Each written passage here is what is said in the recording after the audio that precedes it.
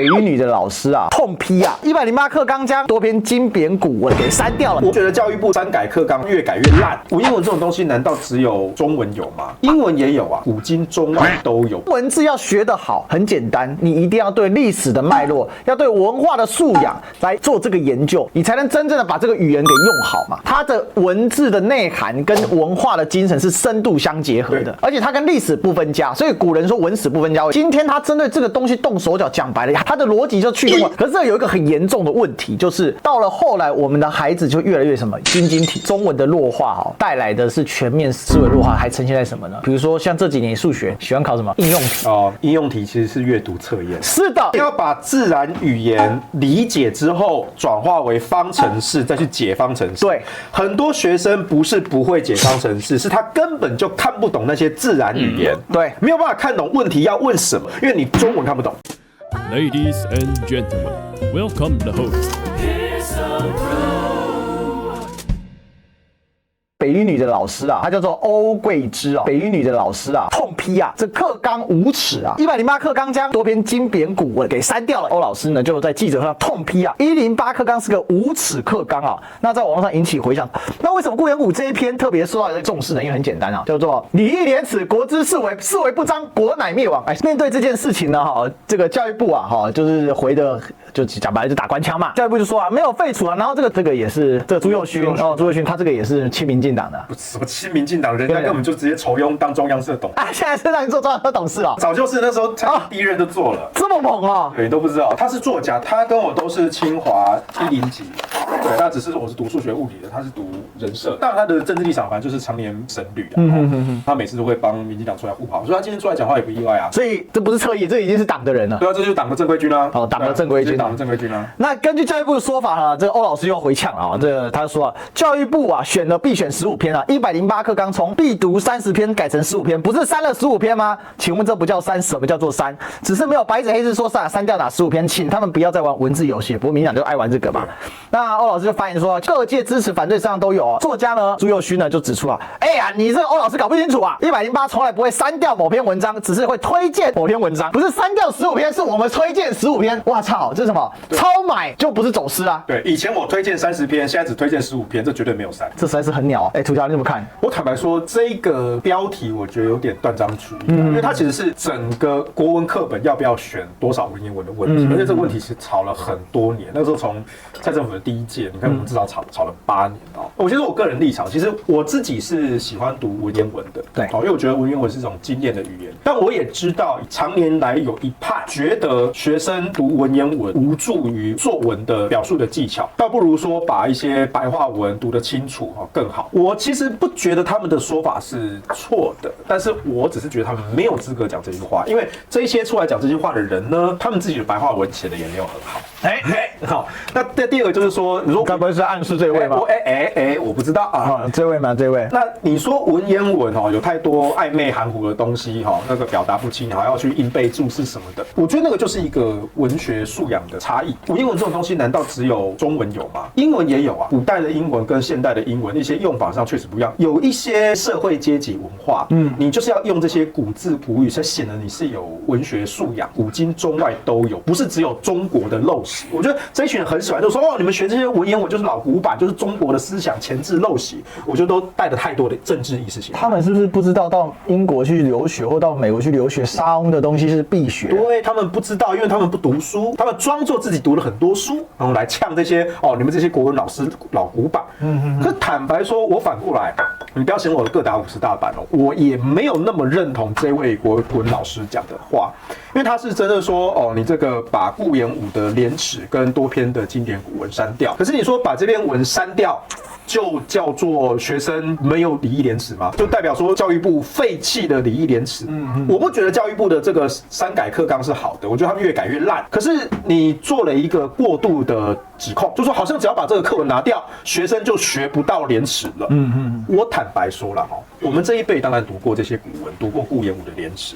我们上一辈的这些政客也都是受这套教育，都学过古文，都学过古文，都读过廉耻。你觉得我们当今政客有那么多人有廉耻吗？你说是以前的不从国立编译馆或者说一纲多本至少以前的课纲都有教这些古人的道德礼义廉耻，什么都有教所以呢，这个优良的传统要保持下去。现在民进党上台了，为了意识形态，把这些古文都去中国化，都拿掉了所以我们现在年轻学子都没有廉耻了，都没有伦理了，都没有道德了。我觉得你们这样子的指控，反而落入了这一些不入流的党的作家护航的说，你们这些老古板，你们的逻辑不好，你们没有把白话文学好，你不就跳进他们的陷阱吗？因为你们现在表示出来的这种过度指控过了头，你反而会丧失你的公信力所以教育部当然就抓住这一点了，就说我们108课纲没有废弃礼义廉耻是鼓励学子思辨跟在生活中实践那我们文言文的选文是兼顾不同时代、不同作者、不同文类。我感觉这个问题要站可以站得很细。108课纲国文课本的选文，它确实选了很多不同时代、不同作者、不同文类，选了很多台湾近代的文学有选进去。但是我也可以说，你如果用的细一点，台湾这些近代文学不管就文学上的造诣、技巧、素养，有比那些文言文好吗？我坦白说，我这个当然有点政治不正确。很多选的近代台湾文学的文章，也只是为了迎合现今执政者的意识形态。我们现在撇开政治，单纯用文学的角度，当然我一个学理工的，可能觉得没什么说服力，但其实我还蛮喜欢读书的。我说真的，以我这样子的一个理工人来看，我都觉得你选这些台湾近代文学，它的高度、它的格局，真的能够跟以前的旧课纲的那些经典选文相提并论吗？你们也是蒙着眼睛说我们要顾虑到多元时代、多元作者、多元文风什么的，但你们选出来的东西真的是，我不要说是烂货，但真的有跟以前那么好吗？能比吗？你如果自己敢称自己是文学作家，你摸着你的良心，或者你没有良心，那就没得摸。我觉得其实一句话就打爆他们，你知道吗？吴推掉。如果你真的那么爱多元，我教你你选2种文就好，一个叫骈文，一个叫八股文，你就用力把那个选进去，那叫做多元。平均时代，其实它这个逻辑跟把中国史变成东亚史的逻辑是一样的。可恶，为什么？我用多元当包装，但实际上就是某一种思想的控制。是啊，就是他在裁剪这些文化。为什么他们对国文动这个手脚？他就是要破碎化你的思想。其实他这跟文史的逻辑是一样的。民进党可恶在哪里呢？他永远给你用一种所谓的政治正确在包装，可是他从来不敢进入到讨论的深处。当然我们可以理解欧老师的愤怒，但是我也同意说土条说你拿这个来打他他一定跟你这样回，因为他们早就想好了。其实应该要这么讲才对。真正的深度是什么？中国文字就一件事，它叫方块字，它不是拼音字。所以中文字要学得好很简单，你一定要对历史的脉络，要对文化的素养，甚至中文特别发明了一个名词叫国学，或者叫古代叫小学来做这个研究，你才能真正的把这个语言给用好嘛。那这个语言用好，它才能够表达的东西才有很多嘛，而且它才是一个文化的载体。中文字跟像英文什么，它有一个很大的不一样，就是它的文字的内涵跟文化的精神是深度相结合的，而且它跟历史不分家。所以古人说文史不分家，为什么？因为只有文学的好，就必须把史学好，史学好你的文就好，它是一个交合在一起，然后它的整个文写出来的时候，你的中文才会好。所以你可以看到很多人为什么他很懂得用成语，他其实用成语的人他喜欢读历史。随便讲好了，你把《史记》读过一轮，你光学到的成语好像是满300个，《史记》所谓全部都是我们最近刚好在做这个看高祖刘邦，随便一个破釜沉舟、背水一战楚汉相这个楚河汉界，这个一大堆随便都有这个东西什么？这个东西就是这个的内核。对，那所以我觉得今天他针对这个东西动手脚，讲白了，他的逻辑就去中了，他把你的知识破碎化。可是这有一个很严重的问题，就是到了后来，我们的孩子就越来越什么晶晶体，他的中文要白不白？因为不是白话文就可以精确定义其实文言文也是可以精确定义，只是当然它需要一些技法，它比较困难。但整体来讲，你的整个语言程度的弱化，它不是单纯的一般弱化，因为语言会带动思考逻辑，思考逻辑会带动一个人的格局，它其实层层相扣的，到最后就变弱智化。对，所以到弱智化的过程，才是今天这个问题的。你为了达成你的台独目的，结果让大家变成弱智，那刚好又更好洗脑你台独。但我不是说台独是这种意识形态，你当然可以选择，你支持不支持我没什么意见。可是你不能用这样搞你这就怎样？为了达成你的意识形态的目的，那你宁愿把国家给摧毁掉。而且尤其当时时刻，我们以前常在笑对岸是什么文化大革命这个没知识就你知道对岸现在这几年对国学复兴，全面复兴，为什么我们现在的歌越来越写不出来，都变口水歌？这是很大的问题。然后我自己很喜欢听对岸的一些古风的创作曲，是那他们那些写的那些用的一些古文文言文的那个底蕴，在现今的台湾创作歌坛是看不到的。对，或许20-30年前的台湾的华语创作圈还有，可是现在的台湾华语创作已经没有了。对岸现在正在如火如荼在复兴。还有第二个我想要表达的观点是，学文学必学文化。对，而且这不是中国特有的。我真的觉得这些人这种太多意识形态，但这暴露了他不读书。你随便去问一个英美文学系的学生，是不是必读圣经？为什么？因为整个中世纪的文学就围绕着基督教文化在发展，所以不管你今天有没有基督的信仰，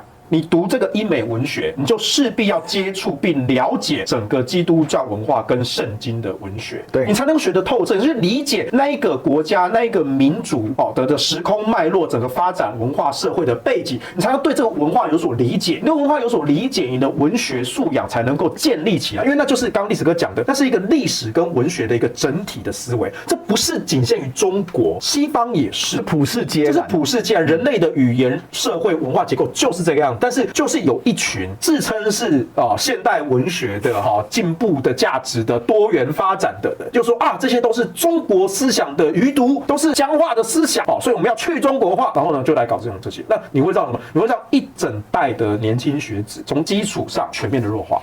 不管在语言、文化，还有你整体的思维习惯，是全面性的弱化。对，而且因为中国文字的特性又跟西方有更大的不一样，是它那个字是有文化载体的。为什么叫国？国就是城墙啊，最早的国就是一城一国。对，那就可以很好去连接历史。其实我觉得蛮悲哀的啦，就是说到现在我们今天得去花时间讨论这个。其实民进党他已经对这个已经玩到一个丧心病狂的程度，就他们执着的程度，你很难想象。他们真的非常积极营运做的，但是我是必须讲，这悲哀的地方是，现在我们常讲说文创啊，常讲说我们要把这个文化软实力拿出来啊，你都是空白。你是哪里软实力？更严重，我告诉大家其实中文的弱化带来的是全面思维弱化，还呈现在什么呢？比如说像这几年数学，你这个数学系你就懂，喜欢考什么应用题应用题其实是阅读测验。是的，是的。那应用题其实才是真正让数学跟生活对焦。为什么要考应用题？什么叫应用题？你了解这两个字，你要把自然语言理解之后转化为方程式，再去解方程式。对，很多学生不是不会解方程式，是他根本就看不懂那些自然语言，对，没有办法看懂问题要问什么，所以他没有办法转化成我要写出诗，他连诗都写不出来。为什么？因为你中文看不懂。对。对啊，我遇过很多学生，其实他们弱的不是数学。如果我只是出计算题的部分，我直接把方程式列好要他解，他解得出来。可是到了应用题，第一个他的阅读速度慢，因为他平常读的不多，读得慢，时间内读不完。第二个，就算读得完，卡住了，理解错误。那这句话是能够列这个式子吗？